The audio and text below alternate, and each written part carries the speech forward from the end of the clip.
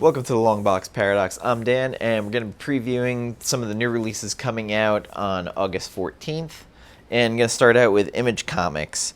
We have Analog number 7 coming out. I'm still way behind on this series. I know it was optioned, and it had some buzz coming out. Again, my read pile is pretty terrible at the moment. We got Gideon Falls number 16. Two different covers. Cover A by Sorrentino, which I believe is the one I'll be picking up. And we have cover B by Ray Fox. Something about the A cover, it might be just the way it's colored. It just catches my eye a bit more. And then we have Hit Girl Season 2, number 7. The Goran Parlov covers, and there's also a C cover by Arojo. I believe I could be killing the Parlov cover is okay, but it's weird. His covers have had the same kind of one-note expression, and it makes me not want to pick it up. Also, Hit Girl really hasn't been that good lately. Oblivion Song number 18 by Kirkman and DeFelici. Not the greatest Kirkman book. It did get some heat because it was optioned, so maybe pick up for a spec. Just hasn't been that it hasn't been that good of a read for me, at least. Reaver number 1 second printing comes out. The second print cover is not as good as the first print cover. The Becky Cloonan A cover for number 1 was the one to get. Becky Cloonan is back again on Reaver number 2. Again, I'll say I really like the cover for number 1 better, but it's Becky Cloonan, and I love her work, so I will be picking it up. Sharky Bounty Hunter, I don't buy or pick up. I know some people do like it, so it's the only reason why I'm mentioning it. Sonata number 3, I did not necessarily love issue 1 or 2. Not that they were bad, they just did nothing to hook me. Unearth number 2, I have not read issue 1 yet, but everybody kept talking very well about it, so I am going to pick it up. Both covers actually are kind of catch your eye. I think I'm going to go with the Revis A cover. The last issue of Unnatural comes out. I love Andolfo's art. The story has not been the best for me, but I'm going to see it through the end. White Trees number 1. It is Chris Anka on art and cover art with Chip Zdarsky writing. Looks interesting. It is issue 1 of 2, and it's Zdarsky, so it can either be completely fucked up and funny, or it could be serious like his Daredevil run. Can't wait to check it out. From Dark Horse, we have Black Hammer Justice League number 2 of 5.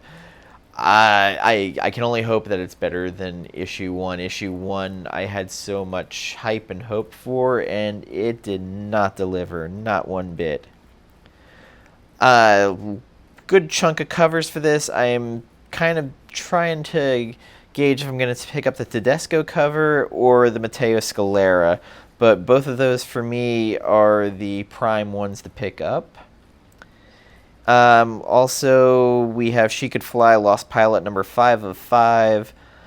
Just a really dark book. It's interesting, it's fucked up, and I can't stop reading it. IDW Usagi Yojimbo number 3 is the only one that's really on my radar. So DC Comics, again, we're still on those cardstock covers. There are some good ones this month, or not this month, but this week, and there's some real pedestrian ones that just did not call me at all, and actually I felt they were disappointing compared to the covers that have come out. Batman the Outsiders number 4 comes out. Brian Hill, I love his writing. It's very good. Dexter Soy's art's been it's been good. It's been solid. Moves the story along well, and for me, that's all I can really ask for. And this has a cover by Michael Janin. It's pretty basic for this Year of the Villain cover. I kind of actually the Tyler Kirkham cover for the just regular non cardstock. I think's a better cover. And we have Catwoman number 14. This is a cardstock variant worth picking up. It is Art Germ, and it is doing Batman the Animated Series Catwoman costume. Just good stuff. Collapser number 2 is out. I was fairly impressed with issue 1 by Mikey Way and Sean Simon. Really want to see where this goes. It's kind of in my wheelhouse. Detective Comics 1009 comes out. Fairly decent Brian Hitch Year of the Villain cover. Again, kind of basic. Just doesn't really move my needle one way or another. Doug Monkey does the cover for the non-Year of the Villain cardstock cover. Vent Leviathan number 3 is out, and I am looking forward to that big time because it ended issue 2 with them hunting down Red Hood, thinking that he is Leviathan. There is the main cover and a B by Jay Anacleto.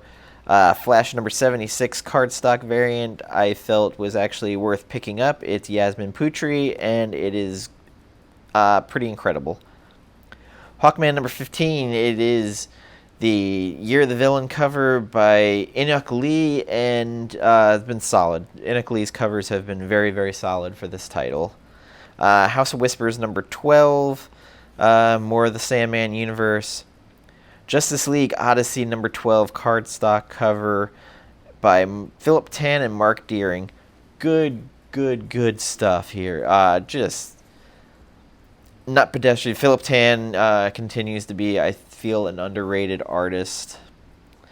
We also have Supergirl number 33, and I like Derek Chu, but the face that he drew on Supergirl in this is not good. Not good at all, but I'm still continuing to buy his art because I really like it. Just some issues with this one. Superman number 14, Adam Hughes cover, and I'm sure he just loved drawing Crypto on the cover on this, and I just, in my head, can't fathom paying the extra $1 just for Adam Hughes to draw Crypto. It is what it is. I'm not in love with it. Wonder Woman number 76, the cardstock variant Year of the Villain is Jenny Friesen, and it looked like she changed up a little bit, or whoever she had posing for the cover, if she had a model for it. Diana has the youngest face I've seen in one of the books. Very nice cover, though. Fantastic. And now we're going to move on to Marvel. Absolute Carnage Scream number 1. I mentioned this on my review this past week of Absolute Carnage, that as excited as I am for how this story started, Marvel was going to flood the market with side books and spin-offs, and they wasted no time with this one. Good writer on it, though, in Cullen Bunn. Gerardo Sandoval's artwork's pretty decent. The Mark Bagley B cover, I think, was actually probably my favorite. The C cover by Russell Dauterman, probably might not be pronouncing that correctly, is not bad at all. We get Age of Conan Valerian number 1, and that has a Jay Anacleto cover. There is also a Jonathan Tyler Christopher action figure variant. We get Amazing Spider-Man number 27, which, oh boy, a lot going on with this new Sinister Syndicate. Not sure really how to feel about it, but it's Nick Spencer and Ryan Otley on this, or Kev Walker on the art and Ryan Otley doing the cover. The Bring on the Bad Guys variant, actually, I really like, with Wu Chio Lee. That is the one, in my opinion, to pick up, because it's actually pretty stunning. Then we have Captain Marvel number 9. This to me is a pickup, especially after last issue and the way that exploded. And there is a Dynamite Mark Brooks cover. Again, just know, yeah, they're introducing a character, but the book itself is not great, but it has a short print run. Maybe people upped it after the last issue, but hard to tell. But again, Mark Brooks' cover is pretty fantastic on this. I'm a fan. And then we have Conan the Barbarian Exodus. And it has on the A cover an Assad Ribic cover. Good stuff in general. There also is a Greg Horn C variant. Then we get Doctor Strange number 17. There is an Emanuela Lopacino B cover. Fantastic Four number 13. There is Bring On the Bad Guys Gerald Perel cover. That one to me is the one to pick up. Friendly Neighborhood Spider-Man number 10. Also, Tom Taylor's actually been pretty impressive on this series. I kind of like the Will Sliney cover, and I'm surprised that I do. I'm not usually a big fan of his. And then we have Gwenpool Strikes Back number 1. Because no one asked for it. It's got a Terry Dodson cover on the A. The B cover by Lou Barra is kind of ridiculous. And then we're rolling with the Guri Hora. I'm just murdering the pronunciation on that. We also get Invaders number 8. Fantastic book so far. I've really enjoyed it. Loki number 2 is going to be out, and Declan Shalvey's Bring On the Bad Guys cover is the one that I find appealing, but I did not like issue 1. It was a little bit disappointing. We also have Miles Morales Spider-Man number 9, and Patrick O'Keefe on the cover. Also out, Powers of X number 2 of 6. The cover A by R.B. Silva I like, and also there is the Yasmin Putri variant cover, connecting cover, which the House of X one was disappeared and dried up real quick. Again, many covers for this, so just pick whichever's catching your eye. Silver Surfer Black number 3 is out. Not in love with either of the covers. We also get Silver Surfer Prodigal Son number 1, and that actually has a Miko Suyin cover that is my choice out of any of them to pick up. Star Wars Target Vader number 2, issue 1 was not very good and did not hold my interest. Also out is Swordmaster number 2, another book that just did nothing for me, and that was a little disappointing. It could not hold my interest. We also get Symbiote Spider-Man number 5, and that has art and cover art by Greg Land. And X Factor number 87 Facsimile Edition. If you've never read that Peter David X Factor, when he originally jumped on with Joe Quesada, it is a very good run. I'm not sure if they have a collected edition for the Visionaries for it, but worth checking out if you can find it. And I have a personal pick out of Dynamite. I am a huge fan of the artist Colette Turner. She does the cover for Red Sonja number 7. It's the D cover. Colette, a couple of years ago, through Blowout Forums, was taking commissions, and I got a fantastic Zatanna cover commission from her. Just one of the best things I've bought in years, and her art has just continually improved. follow her on Instagram or Facebook, Art of Colette Turner. Just fantastic stuff, especially her video game art. She just did one of Princess Zelda about a week ago that was just dynamite. So that was my own personal little trying to get her more attention. We also have from Boom Studios, Once and Future by Kieran Gillen and Dan Mora. And this book is been pre-ordered pretty heavily. Boom pretty much dared people to order it and to put their faith in it. And Kieran Gillen's one of those guys and one of those artists that, for me, I know if he puts out something, there's going to be a good quality to it. So definitely keep your eye out for it. Pick it up. I have a feeling this is one of those books that is going to be a bit of a sleeper. If you get sleep for about a week or two, and then all of a sudden it's going to dry up and people are going to be looking for it. As for the indie books, not the best week for it. Boy, not at all. The Life and Death of Toyo Harada #6.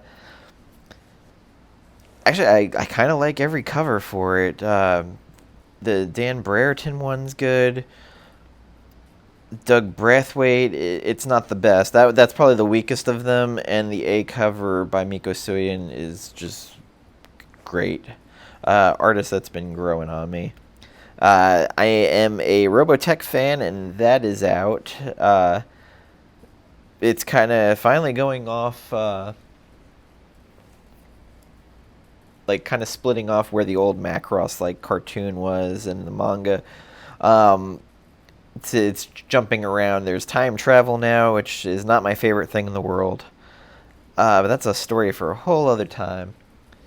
So, there are some interesting things going on. I also saw a lot of solicitations for all these Mary Jane variants for Marvel coming out. I expect the market to be flooded, but boy, that Venom 19 cover with Mary Jane and the Venom suit coming off of her, the dead eyes on it, really awesome cover. Check it out. Unknown Comics is starting to do final order cutoff orders for that. Always check out Unknown Comics or get on their mailing list to see what they're pumping out there. Anyway, I'd like to just thank everybody for joining me and watching me talk about what I'm picking up or what I'm considering picking up and what's coming out. I'd also like to thank Just a Rican and his comics. Left a wonderful comment for me. He also has a YouTube channel and active in the Instagram community. But one of those comments that really made me feel like what I'm doing is good. So that was nice to hear from him. And give him a follow if you're not. Very, very active on YouTube and streaming. And you can tell he's got a passion for the comic books and the industry and the hunt. I dig it. So I'd like to wish you luck on this Wednesday hunting for the new comic books, and keep an eye out for the ratio variants, of course. Usually Midtown's a little bit better at showing what's there. Diamond, not too good about showing what ratio variants are shipping. So I use the Diamond shipping list when I'm doing this show. So sometimes I see it, sometimes I don't. Again, let me know what you're reading. What should I be checking out? What am I missing? All right, guys, take care.